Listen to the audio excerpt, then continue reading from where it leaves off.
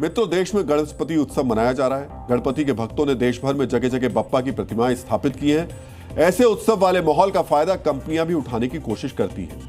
अपना बिक्री बढ़ाने के लिए कंपनियां आमतौर पर थीम बेस्ड मार्केटिंग करती हैं, यानी जो चलन में हो, वायरल हो, उसी थीम पर अपने प्रोडक्ट को बेचने की कोशिश होती है। राजस्थान के जोधपुर में ऐसी ही एक कोशिश से विवाद खड़ा हो गया। गणेश चतुर्थी के मौके पर एक तेल कंपनी ने अपना विज्ञापन जारी किया। कंपनी ने प्रथम वो पूज्य भगवान गणेश जी को ही अपना ब्रांड एम्बेसडर बना दिया। विज्ञापन में भगवान गणेश के हाथों में तेल की बोतल थमा दी गई। सोचिए, मार्केटिंग के लिए आस्था को ही आधार बना दिया गया। मतलब अपना प्रोडक्ट बेचने के लिए कुछ भी करेंगे। इन्हें इससे मतलब नहीं कि दूसरों की आस्था को ठेस पहुंच सकती है। इन्हें सिर्फ इससे मतलब है कि अपना प्रोडक्ट बेचना है। मित्रों, विज्ञापन बाजार में एक शब्द चलता है, मार्केटिंग गिमिक, यानी किसी भी तरह से अपने प्रोडक्ट की तरफ लोगों का ध्यान आकर्षित करना। जोधपुर में जो हुआ वो इसी मार्केटिंग गिमिक का एक हिस्सा है। वैसे कंपनियां अपने प्रोडक्ट को चर्चित बनाने के लिए मार्केटिंग की शब्दावली में सेलिब्रिटी एंडोर्समेंट का सहारा लेती है। मोटी फीस के एवज में चर्चित चेहरे किसी भी प्रोडक्ट का विज्ञापन करते हैं। ये स्टार पैसों के लिए कुछ भी बेचते हैं। सेलिब्रिटी फीस देखते हैं, ये नहीं देखते कि जिस प्रोडक्ट का वो विज्ञापन कर रहे हैं उसकी गुणवत्ता कैसी है। क्या वो प्रोडक्ट वाकई ऐसा है जैसा वो विज्ञापन में बता रहे हैं?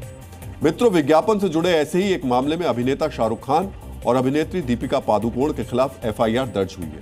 यह मामला राजस्थान के ही भरतपुर का है। भरतपुर के कीर्ति सिंह ने जून 2022 में वो कार खरीदी थी जिसका विज्ञापन शाहरुख खान और दीपिका पादुकोण करते थे। करीब 6 महीने बाद कार में तकनीकी खराबी आने पर कीर्ति सिंह ने शिकायत की तो एजेंसी ने बताया कि गाड़ी में मैन्युफैक्चरिंग डिफेक्ट है जो सही नहीं किया जा सकता है।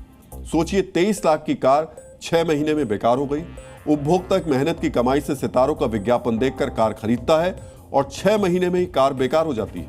ऐसे में पीड़ित ने कार कंपनी के ब्रांड एम्बेसडर शाहरुख खान और दीपिका पादुकोण समेत 7 लोगों के खिलाफ एफआईआर दर्ज करा दी। ओवरटेक करते हैं तो गाड़ी में जो समस्या है वो गाड़ी के आरपीएम बढ़ जाते हैं पर स्पीड नहीं बढ़ती। इंजन की स्पीड बढ़ जाती है पर जो रोड पर स्पीड बढ़नी चाहिए वो नहीं बढ़ती। उन्होंने कहा ये सब एक डिफेक्ट है, ये टेक्निकल डिफेक्ट है जो कि गाड़ी की मैन्युफैक्चरिंग से आया है और ये सही नहीं हो सकता। सुप्रीम कोर्ट ने 2024 में विज्ञापन से जुड़े एक केस में अपनी टिप्पणी में कहा है कि उपभोक्ताओं को नुकसान होता है तो सेलिब्रिटी भी कानूनी रूप से दोषी होगा।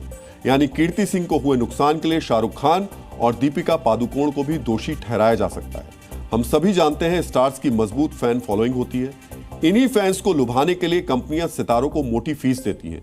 कई बार तो ये स्टार एक फिल्म में मिलने वाली फीस से ज्यादा पैसा 15 सेकंड के विज्ञापन के लिए चार्ज करते हैं। अब आपको भारत के विज्ञापन के बाजार की भी जानकारी दे देते हैं। भारत में विज्ञापन का कुल बाजार करीब 1,20,000 करोड़ रुपए का है। इसमें से फिल्म स्टार्स की हिस्सेदारी 76%, स्पोर्ट्स स्टार्स की हिस्सेदारी करीब 14% और टीवी और दूसरे सेलिब्रिटीज की हिस्सेदारी 10% है। सोचिए, एक 15 सेकंड के विज्ञापन के लिए एक सेलिब्रिटी कितनी फीस चार्ज करता होगा। जैसा कि हमने आपको बताया, कई बार यह फीस एक फिल्म की फीस से भी ज्यादा होती है, यानी यह फीस करोड़ों में होती है। आज हम आपको बताते हैं कि भारत में विज्ञापन के लिए सबसे ज्यादा फीस लेने वाले 5 सेलिब्रिटी कौन हैं। मित्रों, इस लिस्ट में टॉप पर शाहरुख खान है जो एक विज्ञापन के लिए करीब 5 से 15 करोड़ रुपए लेते हैं। आमिर खान 10 से 12 करोड़, विराट कोहली 7 से 10 करोड़, अक्षय कुमार 5 से 10 करोड़, अमिताभ बच्चन 6 से 10 करोड़ और सलमान खान 4 से 10 करोड़ रुपए की फीस चार्ज करते हैं।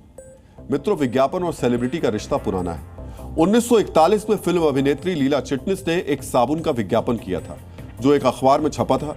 यह भारत में सेलिब्रिटी एंडोर्समेंट का पहला उदाहरण है। इसी साल एक क्रिकेटर सीके नायडू ने भी एक ब्रांड को प्रमोट किया था। उस वक्त नायडू पहले स्पोर्ट्स एंडोर्सर माने जाते हैं। आपको जानकर थोड़ा आश्चर्य होगा कि एक वक्त में शोले फिल्म का विलेन कैरेक्टर यानी गब्बर सिंह का इस्तेमाल भी बिस्किट के एक ब्रांड के विज्ञापन में होता था।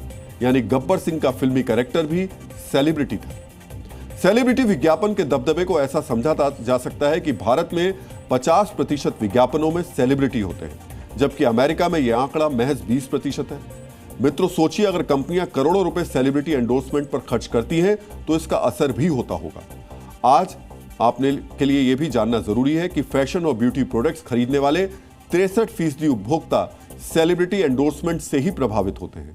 खेल और फिटनेस का सामान खरीदने वाले 55% लोग खिलाड़ियों के प्रमोशन से प्रभावित होकर प्रोडक्ट्स खरीदते हैं। मनोरंजन का सामान खरीदने वाले करीब 50% उपभोक्ता सेलिब्रिटी एंडोर्समेंट से प्रभावित होते हैं। यानी आधे से ज्यादा लोग सेलिब्रिटी एंडोर्समेंट से प्रभावित होकर खरीदारी करते हैं।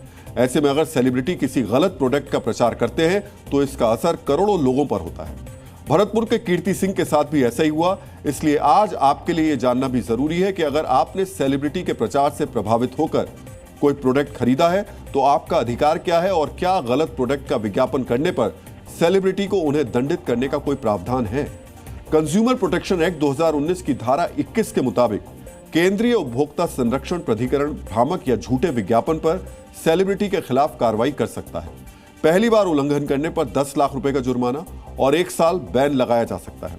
दूसरी बार या बार बार उल्लंघन करने पर 50 लाख रुपए का जुर्माना और 3 साल का बैन लगाया जा सकता है। अगर किसी सेलिब्रिटी ने कोई विज्ञापन करने से पहले इस दावे को लेकर ड्यू डिलिजेंस बरती है तो उस पर कार्रवाई नहीं होगी। यानी उसके बारे में सबसे पहले पता लगाना, उसका इस्तेमाल करना और उस प्रयोग करने के बाद अगर ऐसा लगता है कि वो प्रोडक्ट भ्रामक नहीं है तो भी सेलिब्रिटी बच सकता है। और 2024 में सुप्रीम कोर्ट ने भी एक अपने निर्णय में, महत्वपूर्ण निर्णय में यह भी कहा था कि सेलिब्रिटी किसी भी परिस्थिति में बच नहीं सकते हैं अपने जिम्मेदारी से।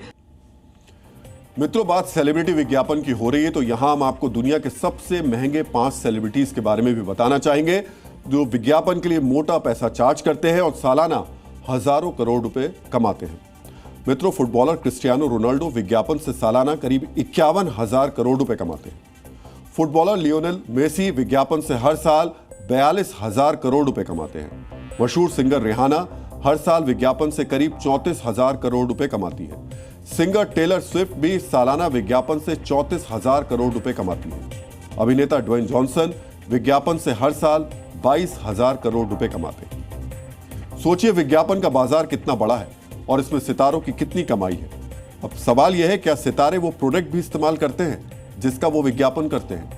हम आपको यह भी बताना चाहेंगे कि जिस कार का विज्ञापन शाहरुख खान और दीपिका पादुकोण ने किया था उसका इस्तेमाल वो खुद नहीं करते हैं।